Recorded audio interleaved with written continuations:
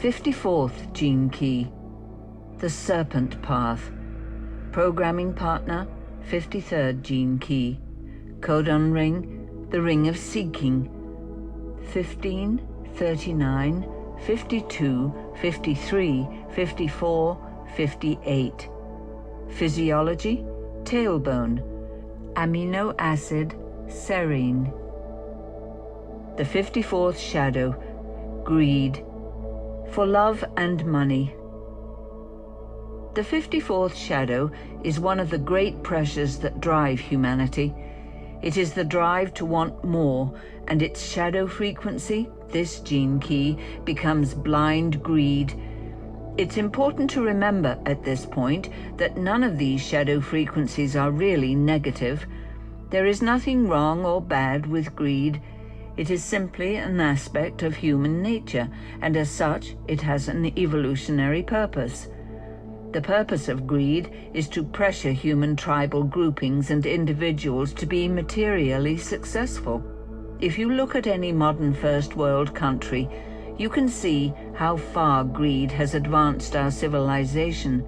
The primal energy behind the 54th shadow was essential for the survival of early human tribal cultures, and indeed, we can still see it operating in the developing world, where survival is often based directly upon where you are within the material hierarchy. Obviously, you can also see how greed has a tendency to focus on a single individual, community, or race to the detriment of all others. This means that at a certain evolutionary point, greed will have served its purpose and will need to be transcended. This is precisely what happens at the gift level of frequency, when greed becomes aspiration. Greed in this sense refers to the desire to accumulate more material, whereas aspiration refers to the desire to attain something of a more spiritual nature. If greed is pursued to its furthest limits without transcendence, it becomes self-destructive. We see this happening in the modern world today. When greed reaches its zenith, it either becomes destructive, both to individuals and to the planet, or it gives individuals a new perspective. When people have acquired genuine wealth and stability, they often turn to more spiritual arenas for sustenance. This is how these two genetic programming partners, the 54th gene key and the 53rd gene key, operate together. If a society doesn't mature, it becomes top-heavy, like the huge multinational business organizations we see in the world today. When organizations balloon like this, they inevitably take on a life of their own, draining resources from the planet. Natural law demonstrates that an organization dedicated simply to material accumulation will eventually crumble under its own weight. But, unfortunately, not before it has caused enormous destruction. Running in tandem with the 54th shadow, the 53rd shadow of immaturity ensures that any organization, group, or individual will remain stuck at a self-serving frequency. The 53rd shadow blocks energy from making a quantum leap from an old cycle into a new cycle at a higher level of frequency. It is called immaturity because it simply never learns. Both these shadows are deeply involved with money and the creation of wealth. The 54th shadow has the added genetic imperative of operating through a hierarchical pattern, which means that it associates wealth with being at the top of the hierarchy. As such, the 54th shadow courts recognition from those higher up in the hierarchy. In today's society, this becomes the need for external symbols of status, a shiny new car, or a huge house, or the latest of anything and everything. One of the hallmarks of this shadow is that it isn't just about being successful, it's also about looking successful. The essence of the 54th shadow's success at material accumulation lies in its ability to create relationships that further its own material resources. In the modern world, this is about business. In business, success often arrives through the development of fruitful relationships. These can be within the business itself, with other agencies, such as the media, or with clients. Word of mouth still remains one of the most powerful tools for ensuring the successful transformation of a business, and a great problem generated by the 54th shadow concerns the frequency of its transmission. Greed or desperation is an energy field that can be sensed by others, and as such, it engenders distrust and closes down opportunities that might otherwise have been fruitful. There is a fine line between greed and aspiration, the 54th gift. Greed is really aspiration without trust. Because all frequencies attract similar frequencies, greed cannot really trust in its own allies, since they are sure to be equally self-serving. The 54th shadow does not know how to attract the attention it needs to rise up within the hierarchy, even though it thinks it knows. Greed is an energy that will compromise its own integrity in a flash to get what it wants, and this is its downfall. In order to get recognition, greed must mature enough to become ambition, which does not have the same sense of desperation that goes with greed. Ambition may also be self-serving, but it has evolved enough to realize the pitfalls of pure greed. Greed in itself can lead to material success, if it pushes and pushes.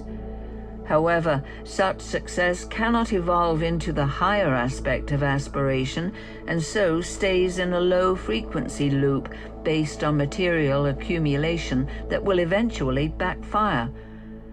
We all know the phrase, "Money can't buy you happiness," and this epitomizes the biofeedback loop created by excessive greed.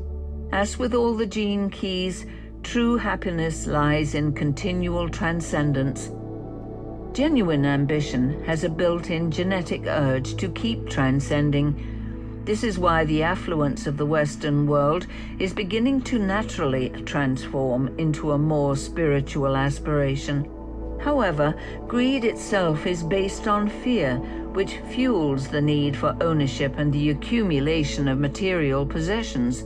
Because of the fear at its roots, greed cannot afford to acknowledge anyone outside its immediate circle of support. It acts in direct competition with other groups or organizations, and if successful, draws resources away from others, even when it has more than enough. The 54th gene key is a member of the codon group known as the Ring of Seeking, which is the great pressure codon inside human DNA. Each of the 6 gene keys within this group drives an aspect of our human evolutionary movement. It is interesting to note how variations in frequency reorient the flow of energy through our DNA. For example, at lower frequencies, all this genetic pressure is externalized through the 54th shadow as the urge to seek and accrue material wealth. However, at a higher frequency, the very same dynamic is sublimated and internalized to become the urge for meaning and purpose. There is nothing inherently wrong with the urge to seek material wealth, but it is a path that inevitably leads to disappointment, aloneness, and misery. For many who attain material success, it acts as the trigger to seek something higher. But for many others, it remains an addiction whose promise of fulfillment in the future prevents them from enjoying the beauty that surrounds them in the present moment. Repressive nature, unambitious. The repressive side of this shadow is quite simply about the repression of ambition. These people may begin things with ambition and ardor, but then often become disillusioned and give up. The wonderful drive behind this gene key thus becomes stymied and leads to passivity. This is a nature that is haunted by the fear of never being able to attain its goals, so it decides that it is better not to even begin the journey. The result is usually deep depression. The other side of this is reflected in people who deny their material needs and seek their spiritual nature to the detriment of their physical nature. This is a profoundly physical gene key and has to begin its journey of transformation from the foundation of the physical realm and the physical body. Reactive nature. Greedy. The reactive side of this gene key manifests as an obsession with material accumulation. These are the people whose greed becomes an expression of their rage. Their greed continues feeding itself, being an insatiable urge that never escapes its own low level of frequency. It can possess these people so completely that they become blinded by their need to own more and make more money. Such people lack one vital thing in life, the feeling that their lives are of benefit to others. Their greed closes down their hearts, making them incapable of true relationships. Thus, they often become materially successful, but can only see other people in terms of possession and ownership. Inevitably, such natures try to control others through their power and their anger, and as such never lead truly fulfilled lives. The 54th gift, Aspiration, material and spiritual liquidity. When the ancient Chinese named the 64 archetypes that we now know as the gene keys, they did so through the medium of their cultural milieu. In the case of the 54th gene key, they named it the marrying maiden. The precise word of the I Ching concerning this hexagram refers to a concubine marrying a man who already has another wife. The resulting text concerns the human need to understand how to align harmoniously within the existing family hierarchy. At the highest level, this image epitomizes the 54th siddhi. You have to gain the trust of higher forces through continual aspiration.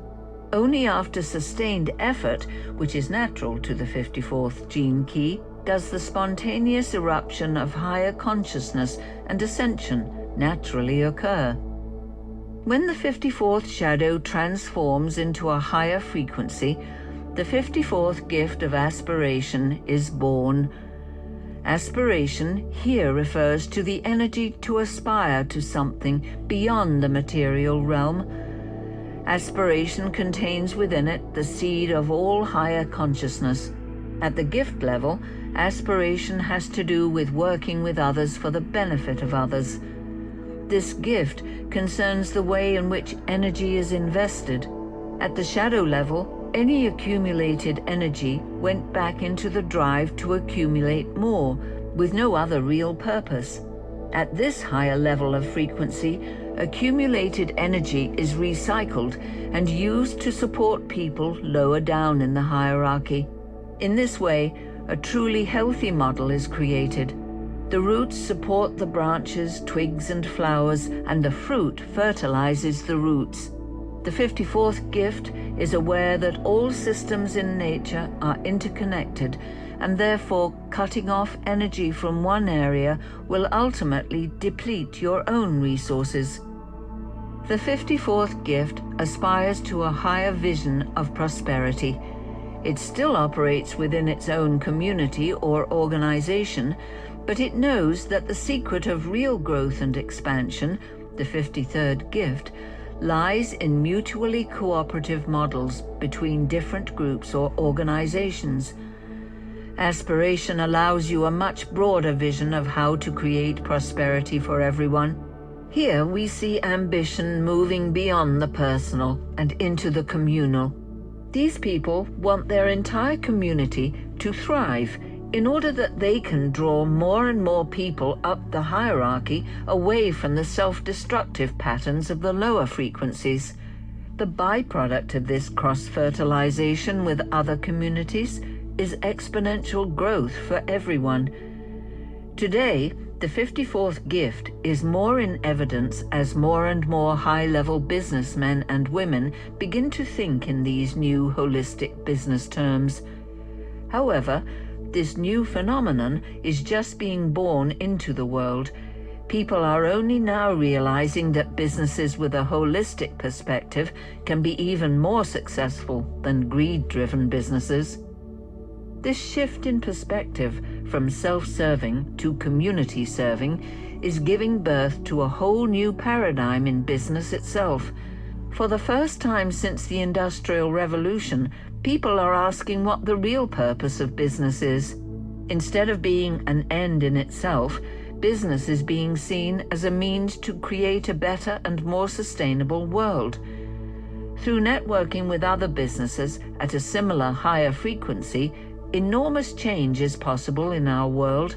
As these so-called cultural creatives begin to work together and dovetail their energies and resources, they open up entirely new vistas that could potentially transform our entire planet.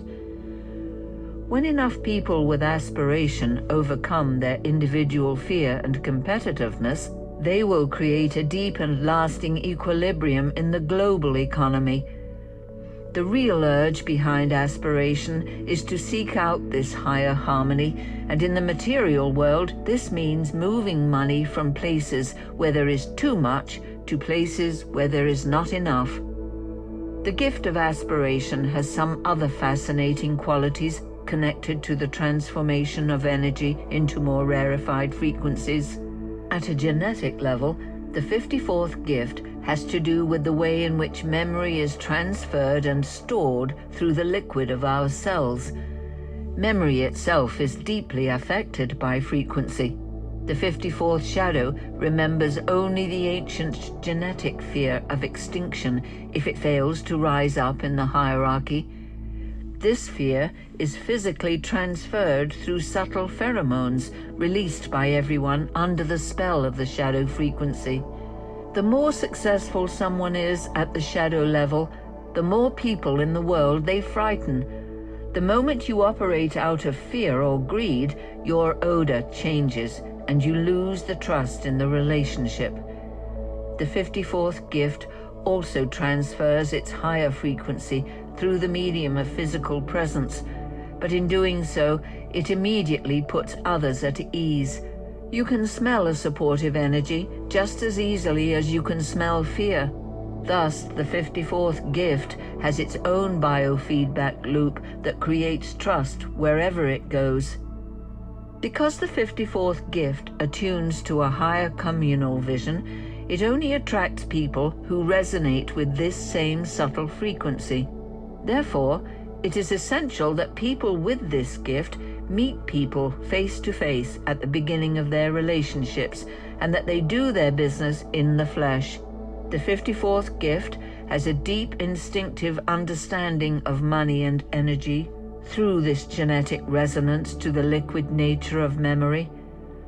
Wherever energy or money is kept in a liquid state and allowed to flow between people and organizations, prosperity is engendered. When it is frozen or amassed for too long, it prevents further expansion. The same laws that apply within the human body also apply to society and economics. As the energy of the gift of aspiration reaches higher frequencies, it becomes more spiritual. Thus, these people also understand energy flow and transformation as taught by various yogic systems and disciplines. Ancient models, such as the Chinese system of feng shui, are instinctive to the 54th gift and do not even need to be studied. The flow of prosperity is directly proportional to the flow of energy at all levels within your life, beginning with your own body, which is the foundation of all journeys to higher consciousness. The 54th gift is the base plate for all systems of alchemical transformation from lower states of frequency into higher modes of consciousness, and as such, it is an extremely powerful and influential gift. The 54th siddhi, ascension, physical alchemy. The 54th siddhi is a relatively well-documented siddhi compared to many of the other 64. It is one of the siddhis that is actually triggered through the continual pressure of aspiration. This is the siddhi of seekers. Through research into the 64 gene keys and the associated science of hologenetics, it has been found that a disproportionate number of mystics and enlightened sages have the 54th siddhi as one of their prime gifts. Perhaps the best known of these is Paramahansa Yogananda, one of the great mystics of the 20th century, who had this siddhi as his life's work.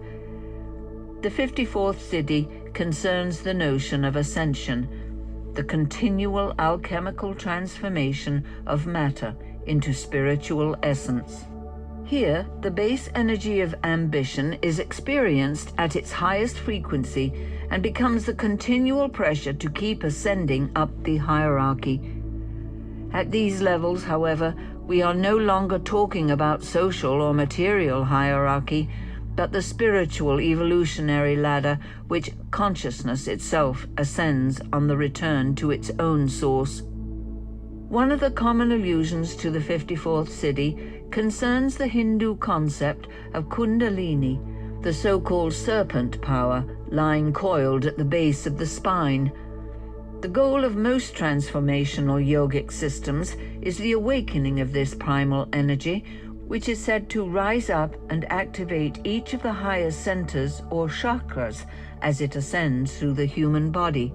Many people have discovered to their detriment how dangerous premature or forced awakening of Kundalini is to the human nervous system.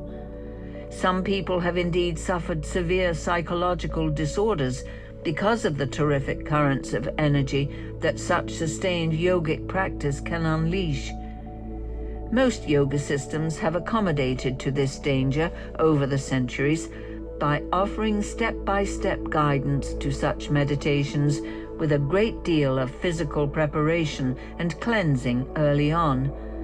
With this 54th siddhi, as we have seen at all levels, there is a need for deep grounding within the material realm. What is so interesting about this siddhi is not its manifestations, which have been very well documented, but the way it has spiritually conditioned so many people. There exists enormous confusion in the world concerning spiritual paths, especially now that the West has become such a melting pot for all the great mystical cultures and traditions. There is a particular path for every single person, and any other path than your own, especially at higher levels, can cause delusion and can even be dangerous. Every single person who has attained a siddhic state of realization speaks through their specific siddhis. However, if the sage is speaking through a siddhi that is not a part of your own genetic makeup, you can easily become confused. Anyone who has attained a state of realization knows this dilemma. It is impossible not to realize it. Thus, the great sages attempt to convey the energy behind their state rather than its trappings. The 54th siddhi of ascension is a very particular path. It concerns the transformation of the gross currents within the body into more and more refined currents. It is the essence behind many of the great tantric and alchemical yogic systems. However, in order to work with these systems, you must have the necessary aspiration. This is not something that should be forced. Aspiration is a predetermined energy that carries the seed of the final flowering within it. Any other energy will not carry this same seed. This is not to say that people cannot have heightened experiences of consciousness through such systems. They can, but only if you have the seed of this siddhi already within you at a genetic level can you attain the final permanent flowering through these kinds of techniques. True ascension is activated automatically through the lower frequency of aspiration. At a certain point, a spontaneous physical transformation begins to rack the body.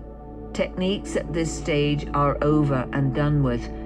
The process of ascension takes over, and you are absolutely helpless to stop or interfere with it. All fluid memory must be erased, personal, cultural, and genetic. It all has to be burned from the body. The Kundalini energy has often been likened to a fire. Actually, it is more like liquid fire, as the water molecules within the physical body are vaporized to create a steaming process in which spiritual essence is refined. After a certain period of time, sometimes spent in intense physical agony, stillness reigns over the body, and you experience the purity of consciousness without thought. Even at this stage, the steaming process continues as the physical body becomes more and more translucent. Ascension is an incredibly physical sequence of events. It has nothing whatsoever to do with modern systems involving visualization or cerebral meditation. It usually follows many years of seeking by someone whose very path is to seek and aspire to higher planes. So many people have been conditioned to seek higher consciousness through these kinds of routes, but they truly do not belong there.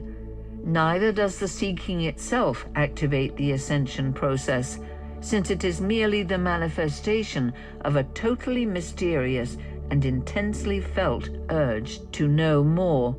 For those who do not belong on this path, it is a truly dangerous one. For those who do, it is effortless and spontaneous. One aspires, and sooner or later, one ascends. It really is as simple as that.